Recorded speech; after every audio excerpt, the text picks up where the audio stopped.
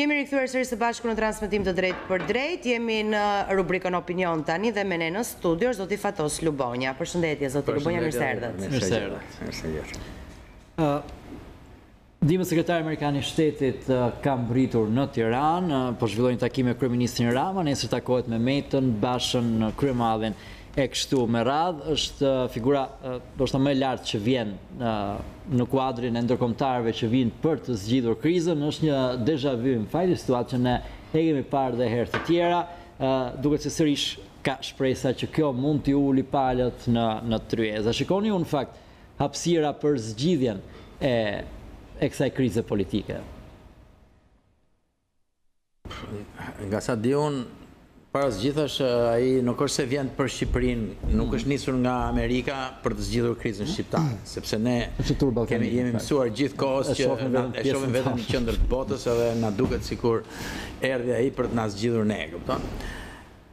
Është një tur ballkanik, me sa di unë, dhe çështja e Ukrainës brenda, por domethënë është një vizitë, ndoshta rutinë, ndoshta me një program caktuar, po jo për të zgjidhur krizën shqiptare. Po vjen që vjen mbase edhe sigurisht që ai kur të vinë në Shqipëri ka marrë informacion dhe di se çka ka ndodhur këtu dhe çfarë po ndodh këtu, dhe padyshim që do të mbajë qëndrimet e veta, që besoj se do jenë ato qëndrimet që ne pak a shumë i kemi dëgjuar dhe nga ndërkombëtar të tjerë. Klasike. Po, që dialogu, ktheuni në parlament, bëni hapa para, jo hapa mbrapa, thirrje të dy palëve, besoj. Ma merr mendja. Që i njohim, që nga krokodili e me radhë se sa herë është bllokuar politika shqiptare, është zgjidhur. Në këtë mënyrë është gjetur një zgjidhje, një kompromis, po si thot një fjalë angleze, kompromisi është një çadër e mirë, po një çati e dobët. Problemi hyn këtu nuk është që të gjenë një kompromis këta dhe një çadër të futen në zgjedhje këta, por që të kalohet në një sistem tjetër nga sistemi që ka ngritur kjo klasë politike, që e kanë ngritur gjithë bashku. Domethënë një sistem më thjesht asgjë quajmë oligarkik, po një sistem që ka bërë që mbi 60% e shqiptarëve duan të ikin. Kaq është, kjo është më e thjeshta. Një sistem ku marrëdhëniet njerëzore shqiptarëve me shqiptarët janë ndërtuar mbi mosbesimin, mbi vjedhjen e njëri tjetrit, mbi shumë të këqija që duhet të mbarojnë një ditë, se ndryshe s'ka kuptim të jetosh këtë vend. Nuk besoj se ky e ka këtë vetdije dhe as vjen me ndonjë ide për ta zgjidhur këtë krizën e madhe tonën. Sigurisht ky don që t'ju ofroj çadrën këtyre, futunin në këtë çadrën edhe sa mos na lagi shiu edhe neve edhe juve, deri sa në një krizë tjetër, në një situatë tjetër. Besoj se kjo është situata, nuk di mollësira.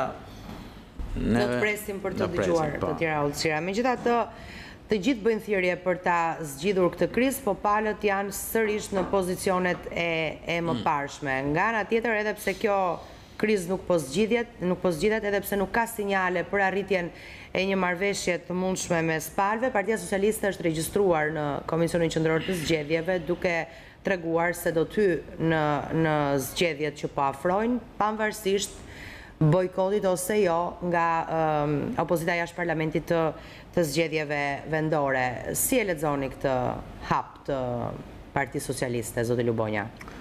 Në koherencë me ato që ka thënë Edi Rama më herët, që kjo opozita do shkoj për skrap, apo mund të kemi një opozitë tjetër, unë eci përpara, në koherencë përgjithsisht me politikat që janë ndjekur në Shqipëri, ku normalisht ne dim që kush ka marrë pushtetin ka vendosur vetë, edhe me opozitë në parlament, edhe me opozitë jashtë parlamentit,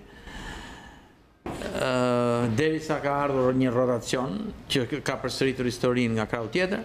Pra ky është problemi më i madh që kemi ne. Nga ana tjetër besoj se edhe opozita ka hedhur një hap që është një hap problematik në kuptimin me gjithë ato kundërthëniet e veta që ka. Ndoshta unë kam thënë që duhet të ishte menduar në çik më gjatë, se për ta vepruar kështu, duke ikur, apo mos ndoshta duke ndetur dhe duke rritur protesta dhe duke bërë denoncime dhe gjitha këto mund të ishte një rrugë më efikase, këtu ka kundërthënie, sigurisht, por besoj se në këtë, pas këtij hapi që ka hedhur opozita, një ulje në tryez me Edi Ramën për gjetur një zgjidhje si ajo e pas Çadrës, duket pa sens, duket dorëzim total i opozitës. Kështu që këtu jemi tani se çfarë do ndodhi nuk e përcaktojmë dot qartë. Çfarë mund të lëshoj njëra palë, duhet lëshojnë çik më shumë se sa që ka lëshuar Edi Rama përpara, nëse do të ka nevojë për këtë. Apo jo, s'mund të lëshoj më ca ministra atje, kukulla që u vendosën atje dhe këta s'mund të pranojnë kaq, duhet të kërkojnë më tepër. Ata kërkojnë vetë Edi Ramën që të largohet. Një qeveri teknike që të pastroj lidhjet e politikës me krimin, të policisë me krimin, që është një projekt goxha kompleks. Ndërkombëtarët duan këtë rivendosjen e fasadës, dihet, për mendimin tim, se kjo është fasada, kompromisin, çadrën, nuk shikojmë si çfarë do ndodhi. Nuk është se mund të... Normalisht, ajo që duhet, për mendimin tim, është që kriza të mobilizojë gjithë shoqërinë shqiptare, se pikë e parë është ka apo s'ka krizë të sistemit. S'po flasim vetëm krizë politike. Midis 2 partive, 3 partive për pushtet, në luftën për pushtet. Po a ka krizë apo s'ka një krizë sistemit? Kjo që thonë këta, është e vërtet qëndron apo s'qëndron? Kjo që këtu votat nuk ka më kuptim, këtu pushtetin e ka marrë një pakic, këtu dhe nëse do të pranojmë këtë që unë mendoj se është kjo krizë, atëherë duhet një mobilizim i gjithë shoqërisë, por shoqëria është shumë apatike, është e pa empirë. Ose e lodhër. Edhe lodhër është gënjyer me rrugë më të shkurtra. Mos harrojmë se ne flasim shumë 91-shin, 92-shin, u bë 91-shin, 92-shin. Ikën shumica, marrë vrapin, ikën. Ata ikën edhe këtu pastaj mbeti ashtu. Sigurisht kishte më shumë shpresë atëherë se tani. Po përsëri shqiptarët ikjen e kanë pasur gjithmonë si zgjidhjen më të mirë, sepse nuk i ka dhënë askush ndonjëherë shembullin se këtu mund të luftojmë, të fitojmë edhe të arrijmë një gjë pozitive. Nuk më del në historinë e Shqipërisë si gjë e tillë. Fare, 100 vjet. Kjo fakt është, sepse zakonisht momentet e krizës shërbejnë si momente ku ndizet debati për gjërat që mund të ndryshohen, ose gjërat vogla, ose qofshin dhe gjërat mëdha, se mund të ketë kundërshtime këtu, duhet ndryshuar gjithë sistemi, apo duhet ndryshuar vetëm, duhet ndëshkuar dikush që është në dosjen me numër X e me numër aq. As për çështjen e sistemit ne nuk kemi ide të qartë se çfarë duhet ndryshuar, qoftë nga opozita që është në rrugë. Po nga ana tjetër, po afrohemi fushatës, po i afrohemi zgjedhjeve vendore, ku njëra palë është e gatshme ty, po as nga kjo palë nuk po dëgjojmë gjëra për qytetin, që të flitet për çfarë planesh ka, çfarë idesh ka. Në këtë rast duket sikur gjithë shoqëria jonë ngelet dhe pret vetëm do të ndodhi, apo do ulen në tryez, apo nuk do ulen në tryez. Edhe kujtohet gjithmonë ajo shpreha që mbeti në historia e saj zonjës Berat, që rrim pa bukë pa ujë, vetëm ju të mos zjeni. Pse ndodh kjo kështu një pezulli e tërë? Ndërkohë që krizat zakonisht duhet të shërbejnë për një shpërthim idesh të ndryshme si mund të bëhen gjërat.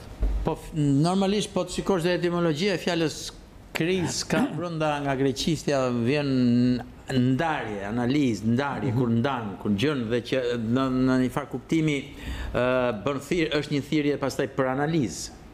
Është po ta marrim në kuptimin më gjerë dhe nga etimologjia. Do më thënë, ajo që mungon këtu është pikërisht e mos pranimi nga gjithë palët e krizës, sepse kush është në pushtet nuk ka këtë mendim që kemi. Edi Rama thot që çdo gjë të shkojë mirë, ka shkuar shumë mirë. Tani thot neve thot do vazhdojmë planet për qytetin që that juve i ka të qarta, do ngrer kulla, 600 lekë ndërtimi ka dhënë, keni parë ose se në çdo vrim të Tiranës po del nga një pallat e nga një kështu. Domethënë, kjo është ekonomia kriminale, pastrim, tumorri që po rritet në Tiranë dhe ky tumor ama shëndosh disa, shëndosh një pjesë, s'ka rëndësi se ha dhe gryen gjithë jetën e të tjerëve. Ky është projekti i tyre dhe s'duan të heqin dorë nga kjo. Se në fund fare kjo është krizë, ky është themeli i krizës, sistem ekonomik i dështuar dhe pa aftësia për të qeverisur, për ndërtuar demokraci. Kështu që juve thoni pse ndodh kështu, po ndodh kështu sepse ka që jemi të zotë të bëjmë ne, për mendimin tim, në thelb. Ka që jemi të zotë të bëjmë ne. Sepse dhe kur del një opozit që e denoncon këtë sistem, si që ka bërë Rama në 2013, që thoshte Shqipëria është bërë një vend ku nuk mund të jetosh dot si njeri ndershëm. Tani, ju duket juve se po jeton si njeri ndershëm në 2019 shqiptari këtu, mund të jetojmë, më pak akoma. Ikin, të ndershmit ikin, kush të vjedh njëri tjetrin, merë tani, shikoti, ajo që po bën ai në fakt. Erion Velia në Tiranë dhe Edi Rama është grabit prona publik, grabit sheshe, grabit ku të gjesh në i qoshe për të ngritur, për të pastruar parate e krimit, për të futur ca lek në xhep dhe për të sunduar nëpërmjet propagandës të japin këto lek me cilën paguhet, e cila paguhet me këto lek, si më thënë, edhe gjitha këto. Domethënë, kjo është historia. Këtë gjë nuk kaq prodhojnë shqiptarët del pastaj. Opozita, si që thot ju, i denoncon këto, po, i ka denoncuar Sali Berisha në 2005 në qofse kujtohet, më të madhe, hoqi konflikt në interesave në atë kohë. Domethënë, po t'ishe deputet, nuk mund t'kishe një biznes, e dorëzuan gjithë biznes. Tash është mbush parlamenti, e mbushën dhe vetë për para ta. Tani është mbushë gjithë biznesmen, nuk do me t'ir njëri fare. Në këtu, ecën më keq, në mos harronin, 2005 kur hyrë PD-n në zgjedhje kishte hequr konflikt në interesave që s'mund t'ishe ti të kishe biznes dhe të hyje të bëhesh deputet i PD-s të hyje në parlament ku di unë 1, 2, 3. Tani ky sistem prodhon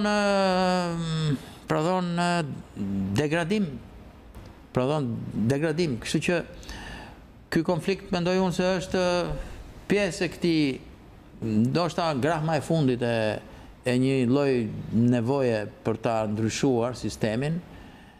Në qoftë se Edi Rama hyn në zgjedhje pa pyetur fare dhe pastaj me mbështetje ndërkombëtare vazhdon, do të jemi tamam në një zhveshje fare të fasadës që nuk dihet se çfarë fasade do ndërtohet pastaj, një fasadë e një shteti autoritar që mbështetet për XY arsye gjeopolitike, po që duket e vështirë, të them drejtën, sepse Europa s'mund ta pranojë, por edhe të vendosësh fasadën, gjëja u kthy në parlament, ja ku jemi në debat, andaj këtej dhe gjithë oligarkia, këtej krimi duke pastruar parat, shqiptarët duke ikur, edhe kjo është një gjë që nuk.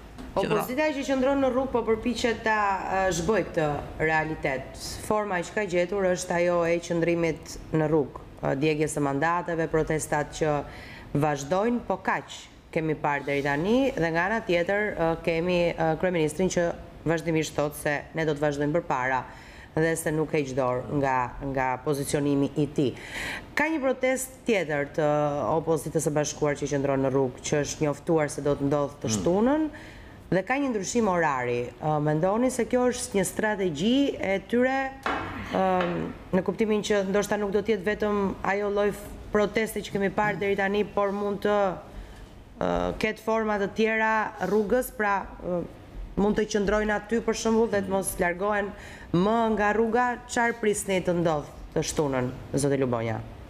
Thënë drejtën, nuk duhet ndërtojmë amendje. Ata kanë thënë që për të bërë proteste do t'i bëjnë më të larmishme, njëherë kështu, njëherë ashtu, njëherë me studentët dolën të rinj tani përpara, dhe ndoshta në këtë larmine e varianteve të protestës mund të kemi ndonjë gjë të re. Ka është kaq, vetëm kaq. Po këtu problemi i madh i këtyre protestave është masiviteti që duhet ose një masivitet shumë i madh, që njerëzit janë të lodhur, nuk është se... ose përdorimi i mjeteve më të forta që bëjnë ngjarje, që bëjnë lajm, që tërheqin vëmendjen, siç tërhoqën përpara kur u bëi sulmi i parë në kryeministri. Këto janë dy gjërat që mundet të lëvizin, si më thënë, ta bëjnë protestën efikase. Për ndryshe me kështu protesta paqësore që dalin njëherë në javë, njëherë kështu, njëherë në 2 javë, besoj se ka në shqetësim për Edi Rama, sepse normalisht shqetësimi, e kam thënë dhe njëherë tjetër këtu, duhet ishte i madh për pavarësisht këtyre. Mjaft lexosh këto sondazhe që dalin 60% shqiptarëve që duan të ikin, si thuhet apo jo. Njerëzit mjaft shikosh ku diun shumë gjëra, por këta tashmë dihet që nuk i kanë hyrë kësaj rruge dhe kështu do ta çojnë deri në fund këtë aventurën e tyre në kurriz të këtij populli, siç e quajnë 50 vjet komunistët, edhe këta po i mbushin në pushtet. Ky Edi Rama mos harroni se ka një 20 e ca vjet në pushtet. Domethënë, bashkëpunim me krimin, me kriminalët, me këta, vazhdo, sundo atje, edhe propagandë, siç kishin komunistët, propagandë, gënje, edhe nuk e di, domethënë, situata është e dëshpëruar. Unë këtu po transmetoj një përjetimet mia, po besoj se edhe të shumë njerëz që takoj në për rrugë. Edhe sondazhet që tregojnë sondazhet. Ja tani pavarësisht se sa, po sondazhet, edhe një sondazh i fundit fare që ishte, fliste për mosbesim tek vettingu të mbi 60% të shqiptarëve, për shembull. Që është reforma e reformave, është kurora e sukseseve në thonjza. Është një mashtrim i madh, kështu që me që e përmendëm të shtunë të opozitës që të jetë ndryshe do të jetë në darkë në fakt. Të shtunën në mbrëmje do të protestohet njëkohësisht pothuajse në Tiranë, në Podgoricë dhe në Beograd. Në Podgoricë dhe në Beograd prej kohësh protestohet çdo të shtunë pa pushim. Tirana e alternon në varësi të mbledhjeve të parlamentit dhe shtunave një herë në muaj. Kjo është për te gjithë ideve që hidhen që është një skenar se si koordinohen këta gjithë bashkë në vende që s'kanë shumë lidhje me njëri tjetrin, ka më shumë anë negative, apo ka dhe anë pozitive për opozitat e të treja vendeve që të tërheqin kështu më shumë vëmendje. Besoj media ndërkombëtare do ta shohë të shtu në darkë në të treja kryeqytetet e Ballkanit Perëndimor do të jetë në rrugë opozita.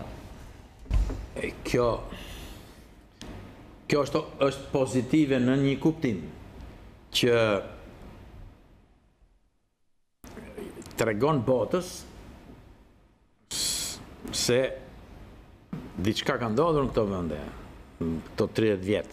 Dhe mendoj se e përbashkëta e asaj që ka ndodhur në këto vende pas rënies komunizmit është pikërisht instalimi i regjimeve autoritare, gjysmë autoritare, me lider me një oligarki, me një kontroll që njerëzit, që opozitat i ka bërë të ndjehen gjithnjë e më të dobta, domethënë një lloj putinizmi në Ballkan, nëse mund ta quaj. Dhe këto opozit në këtë kuptim kanë aq sa çkan efekt.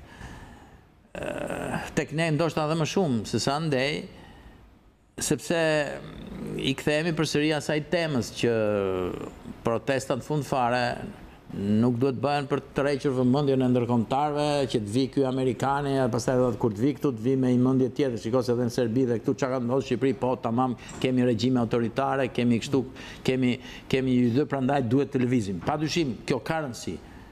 Ka shumë rëndësi. Por nuk është kjo vendimtarja është se qa sjellin ato protestat edhe këtu brenda nesh. Besoj se është pozitive për denoncim të situatave të përbashkëta dhe për ta njohur pra edhe një herë, po e përsërisë realitetin çik më mirë, më thellë, realitetin tonë, sepse prapa kësaj është ajo pastaj propaganda që bëjnë këta, dhe europianizmi i këtyre liderëve gjoja, që Evropa, Bashkimi Europian dhe lidhjet që këta kanë me gjithë euroburokracinë, si më thënë. Në një farë kuptimi, këto protesta e vënë në krizë, do më thënë dhe tregojnë dështimin e euroburokracisë në këto vënde edhe përgjithsisht të këtyre klasave politike. Faleminderit zoti Lubonja që ishit në studion të lajmeve. Faleminderit. Ne shkojmë tani në një hapësirë publicitare, më pas do të jeni në shoqërinë e rubrikës Sport News. Çekim të këndshëm.